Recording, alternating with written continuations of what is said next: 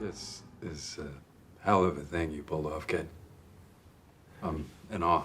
I hacked it and stole it from him. That makes me way more awesome. No, you stole it after I shut it down, and when you started it back up, I just stole it again. I should have known it was you on the surveillance tape dying us, Sammy. You were the only one who wasn't there with us that night. You're the only one who owns a hoodie. The one I felt stupid about was graduation, when I asked Gossip Girl to meet me, and then Dan showed up. Son, Dad. I figured you'd be here waiting for Chuck and Blair. We need to talk. I should drink. Me too. A vodka on the rocks. Big glass, not too many rocks. 3 olives. Dan, I cannot believe you are the one responsible for all of this poison. The damage you've done to your friends, to your family, to your own sister. Jenny wanted to get on Gossip Girl. She's known it was me for years. If there's ever anything she really didn't want posted, all she had to do was ask. You told the whole world about her losing her virginity. No, she sent that tip in herself. She wanted to get out of New York. But she didn't feel like she had the strength to leave it around, so she knew if Blair found out the truth, she wouldn't have a choice. Her leaving town was the best thing that ever happened to Jenny. Yeah, I mean, look, Dad, I know. I've screwed up. Right, plenty of times.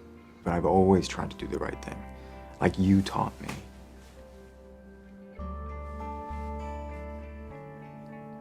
Tell me everything. Dan was as hard on himself as he was any of us, and he wouldn't have had anything to post if everyone hadn't been sending in tips. I never sent in one tip. Saint Nate. Come on, what was the worst thing Gossip Girl ever wrote about you? If anyone should be mad, it should be me. Well, me and Blair. We're here. You're free. So everything's okay? Well, Cyrus is finishing up at the police station, but we refuse to talk. And since there's no actual evidence that Chuck was even on that roof, No witness. except his wife. Yeah, no choice but to let us go, or its death will be ruled as an accident. Thank you. Oh, it's actually for her. Miss Blair, I'm so worried about you and Mr. Chuck and the brain exploding from Lonely Boy News. I need vodka. We all need lots of vodka, Dorota. And champagne. My mother and Lily are at Citarella right now getting food. We're gonna have a wedding reception.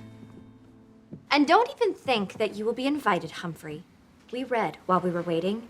You have a lot of explaining to do. What do you want to know, Blair? What do you look so amused for? It's just that I felt the same way until I realized that I'm fine with it. Fine? He stopped posting after our accident. Shut down the site. I mean, we always knew it was one of us, right?